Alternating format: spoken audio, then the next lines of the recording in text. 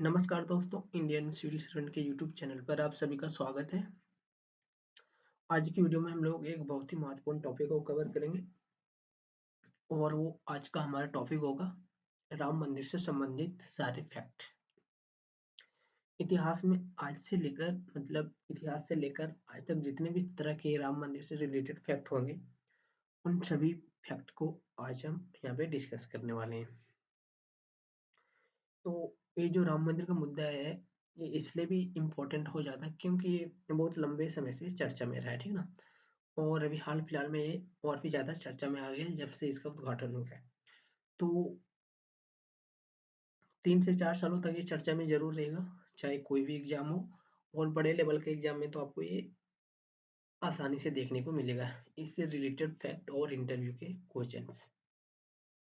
तो इसीलिए जो आज की वीडियो में हम राम मंदिर से रिलेटेड सारे फैक्ट को डिस्कस करेंगे और उनसे संबंधित जितने भी तरह के प्रश्न होंगे उसको यहाँ पे हम डिस्कस करने वाले हैं।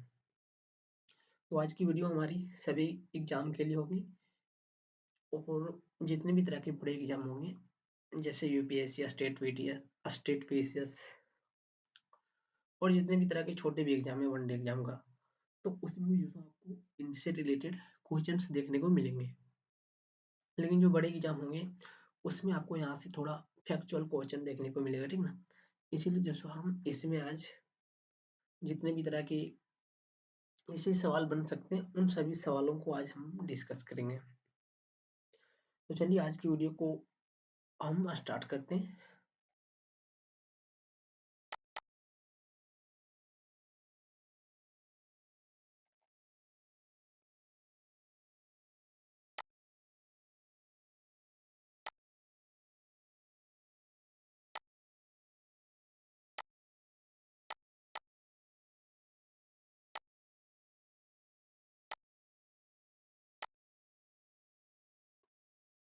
तो हमारा टॉपिक क्या है? टॉपिक है हमारा राम मंदिर, ठीक ना।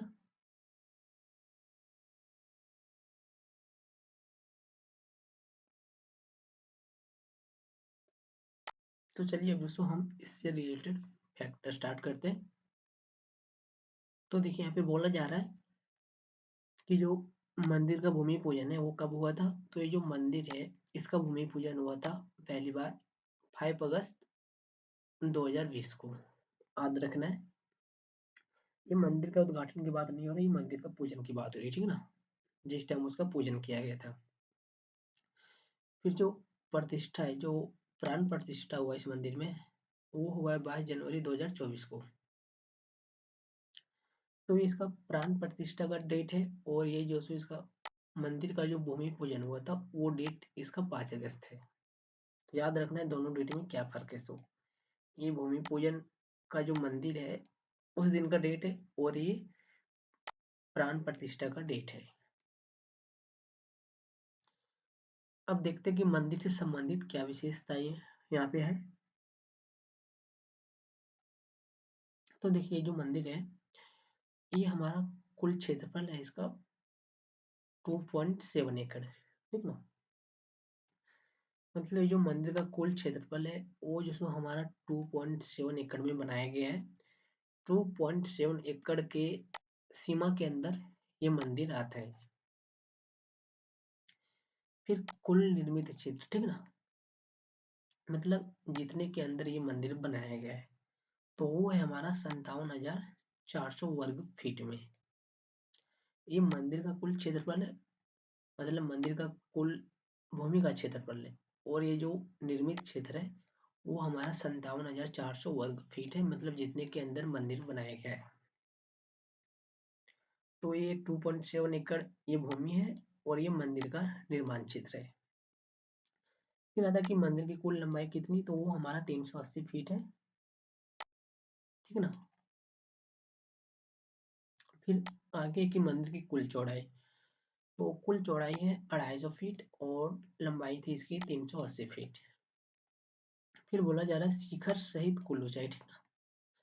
शिखर सहित कुल ऊंचाई, शिखर सहित कुल ऊंचाई, ठीक ना। तो शिखर सहित कुल ऊंचाई कितना होता है, तो वो है इसका 161 फीट। याद रखना है।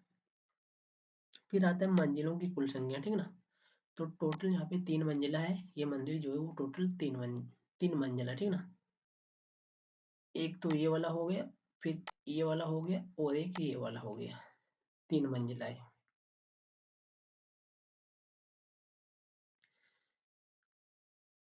यहाँ से आपको बैक साइड से ज्यादा दिखेगा, ठीक ना। देखिए 1 मंजिला, 2 मंजिला और ये 3 मंजिला। तो अब जब गूगल कीजिएगा तो वहां से आपको अच्छे से दिख जाएगा। तो ये जो राम मंदिर है वो हमारा 3 मंजिला है। फिर आता है कि प्रत्येक मंजिलों की ऊंचाई कितनी है, ठीक ना। जो एक मंजिल है उसकी ऊंचाई कितनी है, तो एक मंजिल की ऊंचाई है 20 मीटर। और इस तरह तीनों जो मंजिल है उसकी ऊंचाई हो जाती है 60 मीटर, ठीक ना। तो याद रखना कि एक मंजिल की ऊंचाई है 20 फीट। फिर आता है कि मंदिर के भूतल में स्तंभ, ठीक ना। जो मंदिर के भूतल है, ठीक ना, मतलब जो भूमि के तल है, ये जो तल है उसकी ऊंचाई कितनी है, तो उसकी जो मंदिर की भूमि के तल में जो भूमि का जो स्तंभ दिया गया है उसकी ऊंचाई है 166 मीटर। याद रखना है। तो ये था मंदिर की भूमि का जो तल, जो भूमि के अंदर में स्तंभ दिया गया वो तल। फिर आता है कि मंदिर के प्रथम तल में स्तंभ, ठीक ना। ये जो प्रथम तल है उसमें जो स्तंभ है उसकी ऊंचाई कितनी, तो वो है हमारा 90 मीटर। फिर आता है मंदिर की दूसरी मंजिल में स्तंभ, ठीक ना, तो उसमें भी 90 मीटर है। फिर आता है मंदिर में कुल स्तंभ कितना है, तो मंदिर में जो कुल स्तंभ है उसकी संख्या है 352, सॉरी 392। तो मंदिर में जो कुल स्तंभ है वो हमारा टोटल हो जाता है 392 स्तंभ, याद रखना है।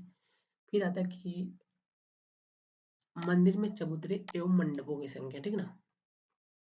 जो चबूतरा होता है और जो मंडप है उसकी टोटल संख्या है 5, मतलब दोनों की संख्या मिला के 5 है। फिर इसमें आपको यहाँ पे देखने को मिलेगा नृत्य मंडप है, रंग मंडप है, सभा मंडप है, फिर प्रार्थना मंडप है और कीर्तन मंडल है। और यही सब जो सो 5 मंडप है यहाँ पे।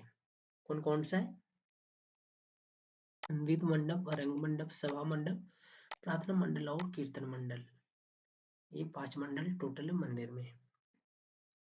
फिर आता है मंदिर में कुल द्वारों की संख्या कितनी है, तो मंदिर में कुल द्वारों की संख्या 44 है, ठीक ना।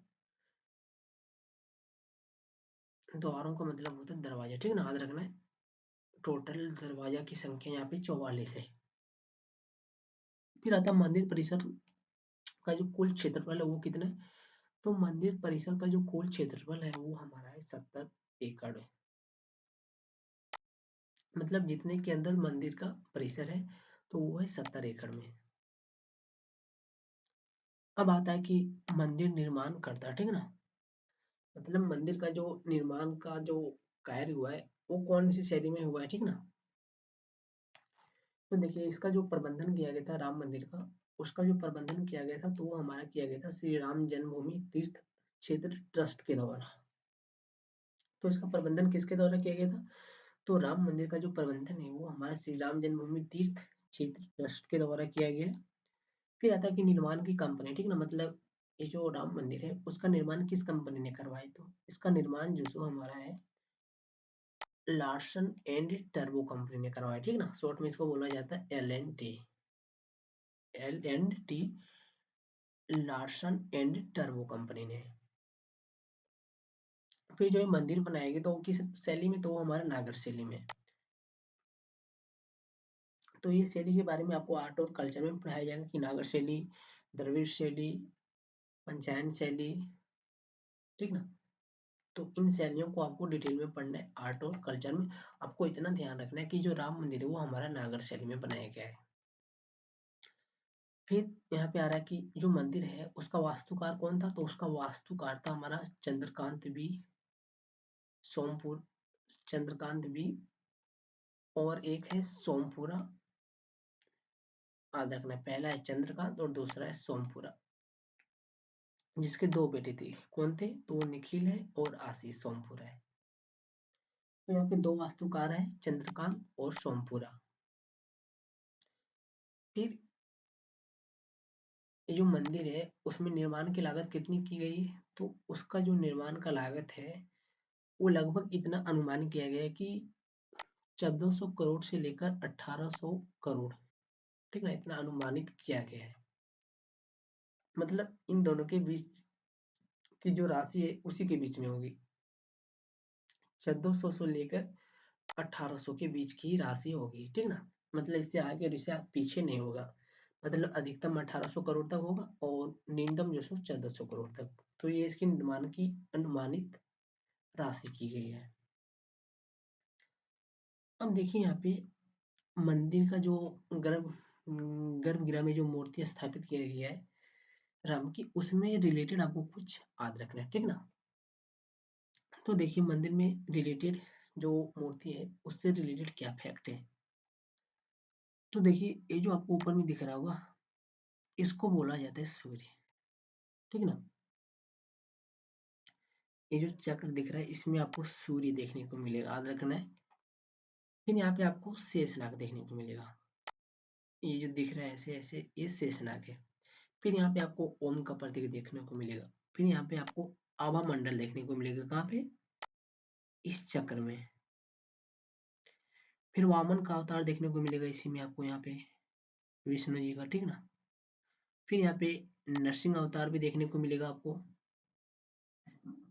फिर यहाँ पे आपको वराह का अवतार देखने को मिलेगा। फिर यहाँ पे आपको कूर्म का अवतार देखने को मिलेगा और यहाँ पे आपको मत्स्य का अवतार देखने को मिलेगा और फिर यहाँ आपको हनुमान का अवतार देखने को मिलेगा। फिर यहाँ पे आपको जो सो गदा देखने को मिलेगा और फिर यहाँ पे स्वास्तिक देखने को मिलेगा। तो फिर जो सो यहाँ पे आपको हाथों में धनुष देखने को मिलेगा। फिर इस साइड यहीं पे आपको जस्ट बगल में परशुराम और परशुराम के बगल में राम है। फिर यहाँ पे आपको कृष्ण देखने को मिलेगा, बुद्ध देखने को मिलेगा, कल्कि देखने को मिलेगा और यहाँ पे गरुड़ देखने को मिलेगा। तो इसी चक्र के अंदर जो सो बहुत सारे देवी देवता और बहुत सारे जो सो यहाँ पे जो विष्णु जी के अवतार थे उसको यहाँ पे दिखाया गया, ठीक है ना। जैसे विष्णु जी का अवतार यहाँ पे है ना, मत्स्य है, कूर्म है, वराह है, नरसिंह है, वामन है। तो ये सारे के सारे जो सो विष्णु जी के अवतार हैं और इसको जो सो यहाँ पे दर्शाया गया है इस चक्र में। फिर इधर देखिए यहाँ पे गरुड़ पंछी का भी यहाँ पे आपको जो सो छवि देखने को मिलेगा।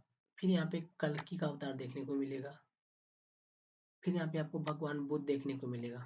फिर यहाँ पे आपको कृष्ण देखने को मिलेगा। तो ध्यान रखना है कि इसके चक्रों में जो सो क्या क्या दर्शाया गया है। अब ये जो मूर्ति है उस मूर्ति के मूर्तिकार कौन थे, ठीक ना, मतलब इस मूर्ति को बनाने वाले कौन थे, तो उसका नाम था यरुण योगीराज। क्या नाम था, यरुण योगीराज, जो मैसूर के हैं। और एक का नाम है गणेश भट्ट और फिर तीसरे का नाम है सत्यनारायण पैगी। तो तीन मूर्तिकार हैं, मतलब इस मूर्ति को बनाने में टोटल तीन लोगों ने अपना सहयोग दिया है। पहले का नाम है अरुण योगीराज जो मैसूर के रहने वाले हैं, दूसरे का नाम है गणेश भट्ट और तीसरे का नाम है सत्यनारायण पैगी। तो ये था मंदिर का रिलेटेड का जो मूर्ति है उस मूर्तिकार का नाम। और इस मंदिर के जो मूर्ति हैं उसके चक्कर में, मतलब श्री राम के जो चारों ओर आपको चक्र देखने को मिलेंगे, उस चक्र में किसका किसका प्रतीक देखने को मिलेगा, ठीक है ना, ये यहाँ पे बताया गया है। अब चलिए हम लोग जो सो इसके सेकंड पार्ट की ओर चलते हैं।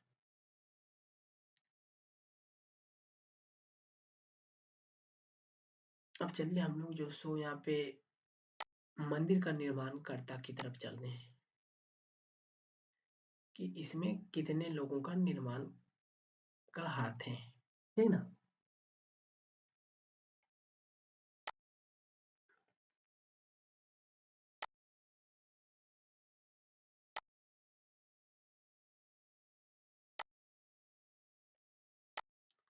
तो देखिए ये जो परियोजना है वो हमारा परियोजना का प्रबंधन कंपनी है टाटा, ठीक ना।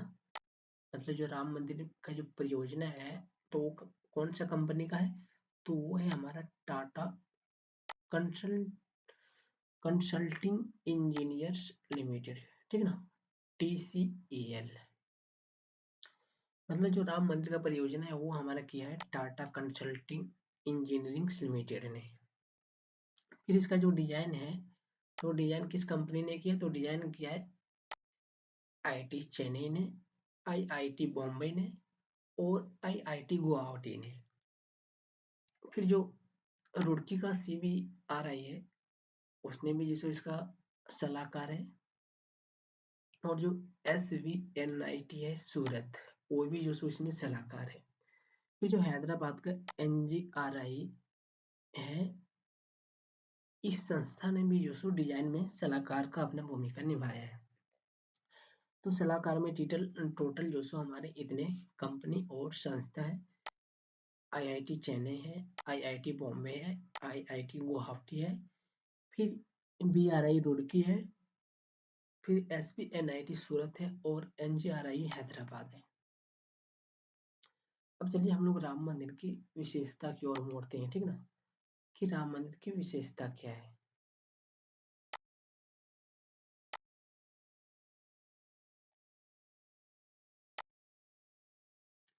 तो देखिए विशेषता की ओर जाने में आपको क्या क्या देखने को मिलेगा, तो आपको यहाँ पे परिधि देखने को मिलेगा, ठीक ना, किसका, राम मंदिर का।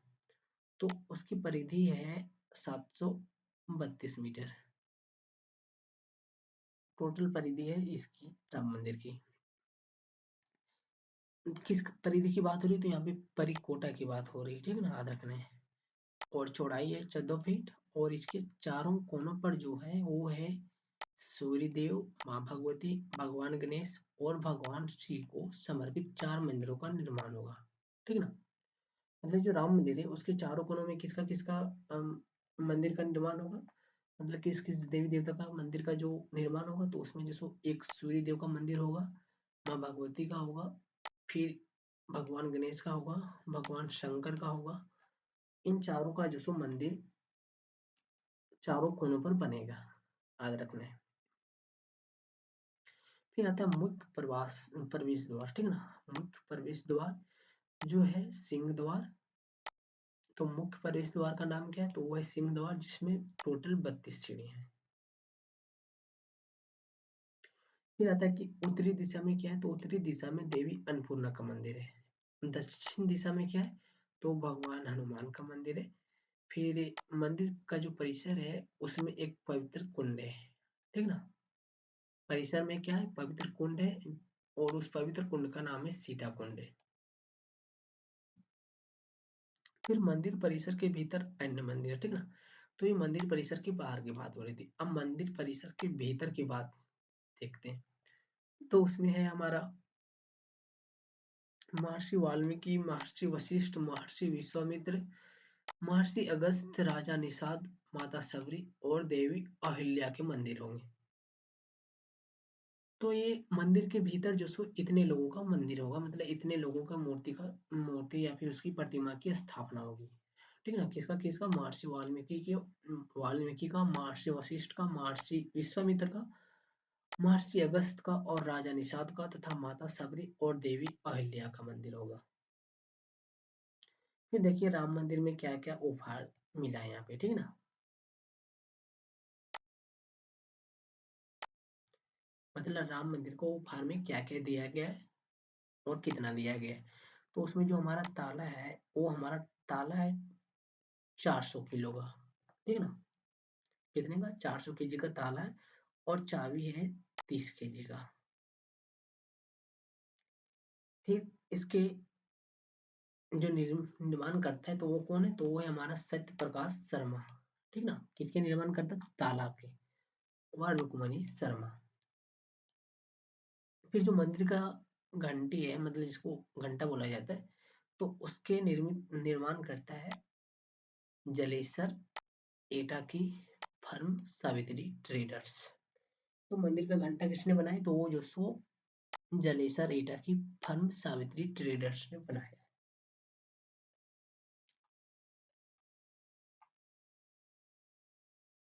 अब मंदिर की विशेषता में हम लोग आगे टॉपिक का देखते हैं, ठीक है ना। तो इसमें जो घंटा है वो हमारा अष्ट धातु का है, ठीक है ना। कैसा है? अष्ट धातु मतलब आधा धातु है इसमें। अब इसमें क्या क्या है आधा धातु में? तो इसमें सोना है, चांदी है, तांबा है, जस्ता है, शीशा है, टीन है, लोहा है और पारा है। क्या चीज? घंटा। तो याद रखना है कि घंटा जो सो पूरी तरह से स्वर्ण नहीं है, पूरी तरह से चांदी की नहीं है, या फिर पूरी तरह से जो सो लोहे की नहीं है। वो जो सो अष्ट धातु है, मतलब इसमें आधा धातु का मिश्रण है और आधा जो सो सोना चांदी है। और टोटल क्या क्या इसमें मिलावट किया गया? तो उसमें टोटल है सोना है, चांदी है, तांबा, जस्ता, शीशा, टीना, लोहा, पारा। इतना चीज का इसमें जो सो मिलावट किया गया, मिश्रण किया गया है। जो घंटा है उस घंटी का वजन कितना है? तो घंटी का वजन जो सो 2100 किलोग्राम है, ठीक ना। फिर घंटे की आवाज कहाँ तक जाती है? तो घंटे की जो आवाज है वो 15 किलोमीटर दूर तक जाती है। फिर जो मूर्ति है तो उसका निर्माण जो सो कैसे हुआ? तो उसका निर्माण जो सो 6 करोड़ वर्ष पुरानी शालिग्राम शिलाओं से बनी गंडक नदी नेपाल से हुआ, ठीक ना। ध्यान रखना, 6 करोड़ वर्ष पुरानी शालिग्राम से बनी है। किससे? शालिग्राम से। शालिग्राम की शिलाओं से। शिला मतलब पत्थर से।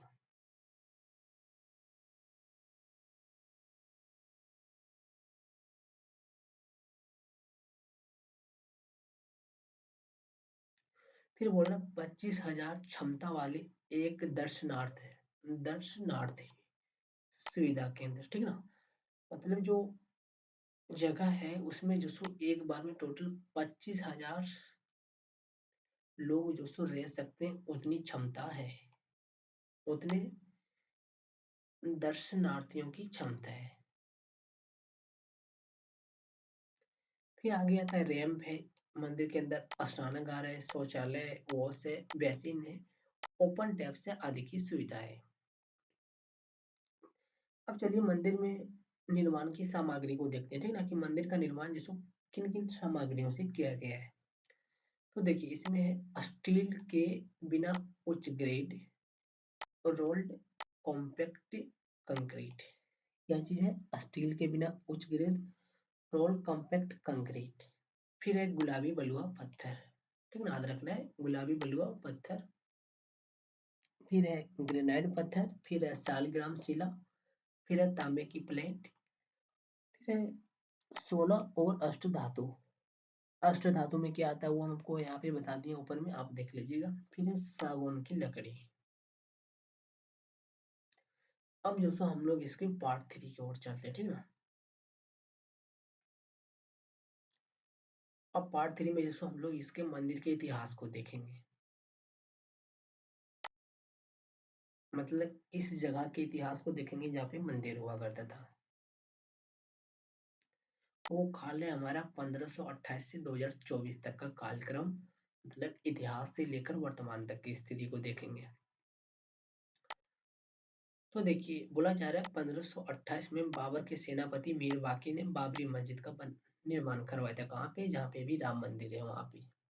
तो बाबरी मस्जिद का निर्माण किसने करवाया था? तो वो जो सो हमारा बाबर का जो सेनापति मीर बाकी है, मीर बाकी ने बाबरी मस्जिद का निर्माण करवाया था अयोध्या राम मंदिर की जगह पर। कितने ईस्वी में? तो 1528 में करवाया गया था। फिर आता है साल 1855, ठीक ना। तो 1855 में पहला सांप्रदायिक दंगा होता है। किसके किसके बीच? इस बाबरी मस्जिद और राम मंदिर को लेके बीच। फिर बोला जाता है 1858 में बाबरी मस्जिद में हवन किया गया। तो इसमें क्या किया गया? निहंग सिखों यानी हवन किया गया। फिर साल आता है 1859 का। इसमें जो सो अंग्रेजों ने विवादित भूमि पर दीवार बनवा दिया। क्या किया? विवादित भूमि पर अंग्रेजों ने जो सो अपने काल में दीवार बनवा दिया। फिर साल आता है 1885। इसमें जो सो पहली बार जो सो मंदिर विवाद को जो सो कोर्ट पहुंचा दिया गया। किसको? इस जो ये जो विवाद है तो इसको जो सो पहली बार जो सो कोर्ट पहुंचाया गया। और वो कब पहुंचाया गया? तो वो जो सो 1885 में पहुंचाया गया। और रघुवीर दास निर्मोही अखाड़ा की याचिका कोर्ट ने खारिज की। पहली बार तो इसको इस विवाद को पहुंचाया गया कोर्ट में 1885 में, और उसको जो सो जब पहुंचाया गया कोर्ट में तब जो सो उसको खारिज कर दिया गया। और इस केस का नाम क्या था? तो इस केस का नाम था निर्मोही अखाड़ा। याद रखना, निर्मोही अखाड़ा किससे संबंधित है? तो राम मंदिर का पहला केस से संबंधित है जिसको खारिज कर दिया गया था। फिर आता है साल 1934। तो इसमें जो सो अयोध्या में दंगा हुआ है। फिर आता है साल 1936। इसमें जो सो मस्जिद को लेकर आपसी विवाद किसके किसके बीच हुआ? शिया और सुन्नी के बीच। तो इसमें जो सो मुस्लिम और हिंदू पक्ष के बीच में विवाद नहीं हुआ है। इसमें जो सो मुसलमानों की जो दो जातियां हैं, शिया और सुन्नी, इसके बीच में विवाद हुआ 1936 में। फिर आता है 1946 का साल, जिसमें जो सो विवादित स्थल को लेकर प्रदर्शन हुआ। मतलब वही धरना प्रदर्शन हुआ होगा, भूख हड़ताल वगैरह, रोड शो वगैरह, तो वही यहाँ पे प्रदर्शन हुआ, मतलब विवादित हुआ है 1946 में। अब साल आता है 1949 का, जिसमें राम मूर्ति मिलने का दावा किया गया था। तो याद रखना कि पहली बार राम मूर्ति मिलने का दावा कब किया गया था? तो वो साल 1949 में हुआ था। फिर आता है साल 1950, जिसमें बोला जा रहा है टू केस फैजाबाद कोर्ट में दाखिल हुआ था, ठीक ना? किसकी मांग पर? पूजा की आज्ञा की मांग पर। तो यहाँ पे पहली बार जो सो पूजा की आज्ञा की मांग के लिए यहाँ पे केस दर्ज हुआ था, किसमें? फैजाबाद कोर्ट में। और कब हुआ था? 1950 में। फिर आता है साल 1959, जिसमें निर्मोही अखाड़े ने तीसरा केस फाइल किया। तो यहाँ पे देखिए, ये जो निर्मोही अखाड़ा है, इसने पहला केस भी किया था और इसने दूसरा केस भी किया था। अब जो सो इसने तीसरा केस फाइल किया है, कहाँ पे किया है? सुप्रीम कोर्ट में किया है। और वो जो सो नाम क्या दिया गया? तो इसमें यहाँ पे मुद्दा दिया गया था कि बाबरी पर जमीन का अधिकार मांग, ठीक ना? मतलब जहाँ पे मस्जिद है वहां पे जो सो जमीन का मांग किया गया। फिर 1961 का साल आता है। इसमें मुस्लिम सुन्नी पक्ष ने, कौन से पक्ष ने? सुन्नी पक्ष ने केस फाइल किया। और क्या फाइल किया था? तो इसने फाइल किया था बाबरी पर हक मांगा। मतलब जो मस्जिद है उस पे जो सो, उस मस्जिद पर जो सो इस पक्ष ने अपना हक मांगा। और जो वहां पे मूर्ति है उस मूर्ति को हटाने की मांग किया, मतलब अर्जी किया। फिर साल आता है 1984 का। इसमें जो सो राम मंदिर विवाद गरमा गया। किसमें? साल 1984 में। और इस समय नेतृत्व किसने किया था? इस समय, तो इस समय इसका नेतृत्व किया था लाल कृष्ण आडवाणी ने। यही से जो सो मामला थोड़ा सा डिफिकल्ट होता है 1984 से। फिर आता है साल 1986 का, जिसमें राजीव गांधी सरकार के आदेश पर बाबरी के अंदर का गेट खोला गया था।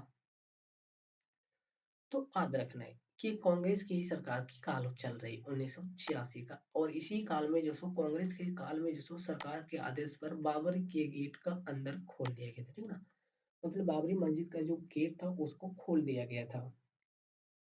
फिर आता है साल 1989 का, जिसमें पीएम राजीव गांधी थे। और उसने जिसको वीएचपी को शिलान्यास की अनुमति दे दी। पहले जिसको शिलान्यास की अनुमति नहीं दिया गया था, लेकिन राजीव गांधी की सरकार जब आई 1989 में, तब जो सो उसने शिलान्यास की भी अनुमति दे दिया। राजीव गांधी ने गेट खोलने का अनुमति दिया, इसी ने जो सो फिर शिलान्यास का अनुमति दे दिया। फिर आता है साल 1989, जिसमें पहली बार केस को इलाहाबाद से हाई कोर्ट पहुंचा दिया गया, ठीक ना? तो साल आता है 1989, जिसमें जो पहली बार केस को इलाहाबाद हाई कोर्ट पहुंचाया गया। इसके पहले जो जितने भी सारे केस हुए वो सारे के सारे डिस्ट्रिक्ट कोर्ट में चले या तो फिर लोअर कोर्ट में चले, लेकिन ये जो साल 1989 आता है, इसमें पहली बार जो केस को इलाहाबाद कोर्ट में पहुंचाया गया। अब आता है साल 1990। साल 1990 में लाल कृष्ण आडवाणी ने सीमानाथ से अयोध्या रथ यात्रा की मांग कर दिया। तो साल 1990 में क्या हुआ? तो साल 1990 में लाल कृष्ण आडवाणी ने सोमनाथ से अयोध्या की रथ यात्रा की। क्या किया? सोमनाथ से अयोध्या की रथ यात्रा। तो इसने जैसे 1990 में सिर्फ रथ यात्रा किया। फिर साल 1992 आता है जिसमें 6 दिसंबर को बाबरी मस्जिद गिराया गया। तो याद रखना कि बाबरी मस्जिद को ध्वस्त कब किया गया, तो वो जो सो 6 दिसंबर को किया गया है। कब? 1992 में। फिर आता है साल 1992 का 16 दिसंबर जिसमें जस्टिस एम एस लिब्राहन आयोग बना। तो ये जो एम एस लिब्राहन आयोग है वो किससे संबंधित है, तो वो हमारा राम मंदिर से संबंधित है, याद रखना है। फिर आता है साल 1994, इसमें इस्माइल फारूकी जजमेंट आया। इसमें 1994 में, और इसमें जो इस्माइल फारूकी जजमेंट आया था उसमें सुप्रीम कोर्ट ने 3/2 से जो सो केस को सुरक्षित रख लिया था, मतलब फैसला जो सो इसने सुरक्षित रख लिया। फिर आता है दौर 2002 का। इसमें इलाहाबाद हाई कोर्ट की लखनऊ बेंच में हियरिंग हुई, मतलब सुनवाई की गई। किसमें? 2002 में जो इलाहाबाद कोर्ट में केस चल रहा था उसकी सुनवाई जो सो लखनऊ बेंच में होती है। फिर आता है साल 2003, इसमें जो सो एएसआई को मस्जिद की जगह पर 10वीं सदी की मंदिर के साक्ष्य मिले। तो पहली बार यहाँ पे मंदिर का साक्ष्य कब मिला था, तो पहली बार मंदिर का साक्ष्य जो सो एएसआई को मिला था 10वीं सदी की मंदिर के साक्ष्य मिले थे 2003 में, याद रखना है। एएसआई को पहली बार मंदिर के साक्ष्य 2003 में मिले हैं।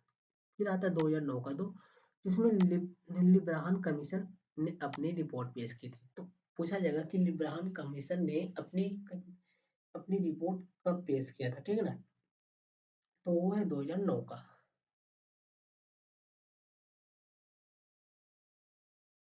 फिर आता है 2010 का दौर। 2010 में 30 दिसंबर को इलाहाबाद हाई कोर्ट ने 3 हिस्से, ठीक है ना, निर्मोही अखाड़ा, 1/3 हिस्सा सुन्नी वक्फ बोर्ड और 1/3 हिस्सा रामलला को दिया। तो याद रखना है कि 2010 में क्या हुआ था, तो 2010 में जो सो 30 दिसंबर को इलाहाबाद हाई कोर्ट ने क्या किया था वो देखिए, कैसे कैसे यहाँ पे इन इन दोनों के बीच जो सो बंटवारा किया। तो इसने क्या किया कि इसने जो सो 3 हिस्सा दे दिया निर्मोही अखाड़ा को, मतलब जो निर्मोही अखाड़ा है, जो निर्मोही है उसको दे दिया 3 हिस्सा। फिर 1/3 हिस्सा दे दिया सुन्नी वक्फ बोर्ड को, मतलब मुस्लिम पक्ष को। फिर 1/3 हिस्सा दे दिया रामलला को। अब फिर आता है साल 2011, इसमें क्या हुआ, तो इसमें जो सो सुप्रीम कोर्ट ने इलाहाबाद हाई कोर्ट के रूलिंग पर रोक लगा दी। क्या किया इसमें, तो इसमें जो सो केस जाता है सुप्रीम कोर्ट पर, और इसमें क्या होता है, तो इसमें जो सो सुप्रीम कोर्ट ने इलाहाबाद हाई कोर्ट की रूलिंग पर रोक लगा दिया। मतलब ये जो 2010 की जो रूलिंग है इसमें जो सो सुप्रीम कोर्ट ने रोक लगा दिया। अब आता है साल 2018, जिसमें सुप्रीम कोर्ट ने क्या किया, सुप्रीम कोर्ट ने अपना फैसला बदल दिया। मतलब इसने क्या किया था, इसने जो सो 2011 में इसकी रूलिंग पर रोक लगाई थी। किसकी रूलिंग पर? हाई कोर्ट की, इलाहाबाद हाई कोर्ट की रूलिंग पर। लेकिन 2018 में क्या किया सुप्रीम कोर्ट ने, 2018 में सुप्रीम कोर्ट ने अपना फैसला बदल दिया, यानी जग जाहिर नहीं किया, ठीक ना। अब देखिए 2019 में सुप्रीम कोर्ट का क्या जजमेंट आया था। तो देखिए इसमें चीफ जस्टिस कौन थे, तो वो हमारा रंजन गोगोई थे, जिसमें 2019 में 5 जजों की बेंच बनाई गई थी, ठीक ना। कितने जजों की बेंच थी, तो वो हमारी 5 जजों की बेंच थी। और पुराने में जो 2018 वाले थे उसके फैसले को खारिज कर दिया गया, ठीक ना। अब देखिए क्या यहाँ पे हुआ है, सो हुआ है कि 9 नवंबर 2019 में सुप्रीम कोर्ट ने हिंदू पक्ष के हित में फैसला सुनाया। कितनी तारीख को? 9 नवंबर 2019 को। और राम मंदिर को एक ट्रस्ट के जरिए बनवाने का आदेश दिया। कौन सा ट्रस्ट है वो हमने पहले पढ़ लिया ऊपर में। आदेश दिया और सुन्नी वक्फ बोर्ड को 5 एकड़ जमीन दी, ठीक ना। मतलब राम मंदिर बनाने का आदेश दे दिया एक कंपनी को, और जो सुन्नी बोर्ड था, सुन्नी पक्ष था, उसको जो सो 5 एकड़ जमीन दे दिया गया। और अयोध्या में अलग जगह मस्जिद बनाने के लिए दिया गया था। तो 5 एकड़ जमीन इसको किस लिए दिया गया, ताकि वो जो सो अपना मस्जिद बनवा सके।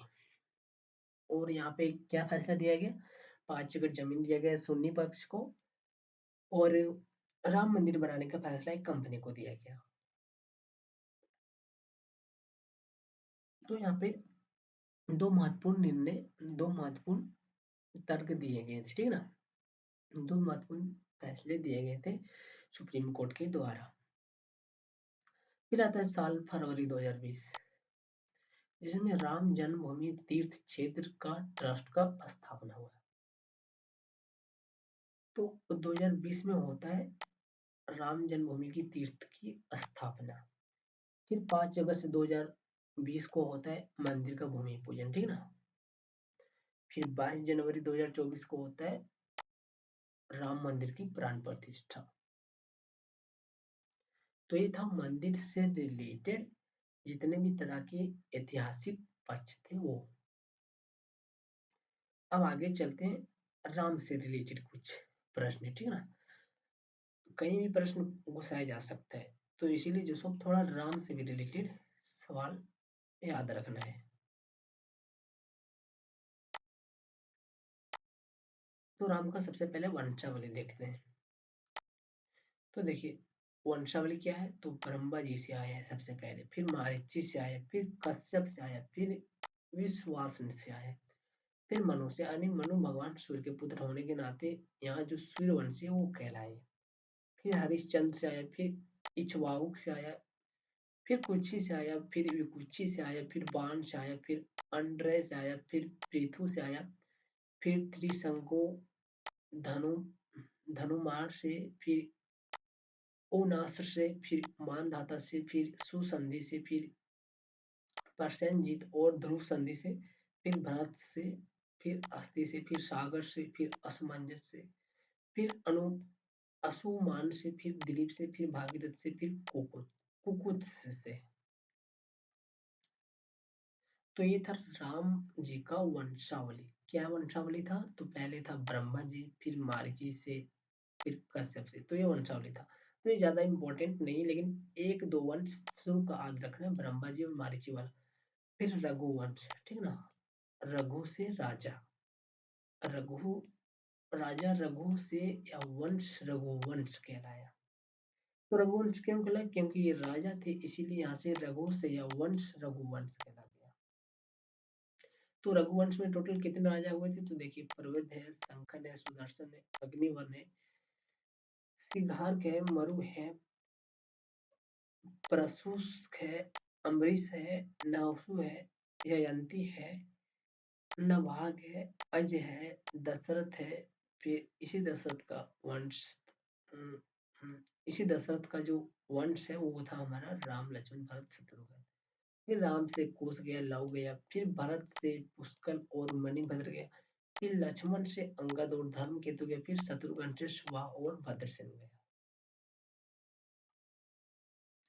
अब राम से संबंधित प्रमुख तथ्य जानने आपको। ये हो गया उसके वंशावली और ये हो गया इसके वंश। अब राम से संबंधित तथ्य देखिए, कुल क्या था, वो कुल हमने पहले पढ़ लिया यहाँ पे।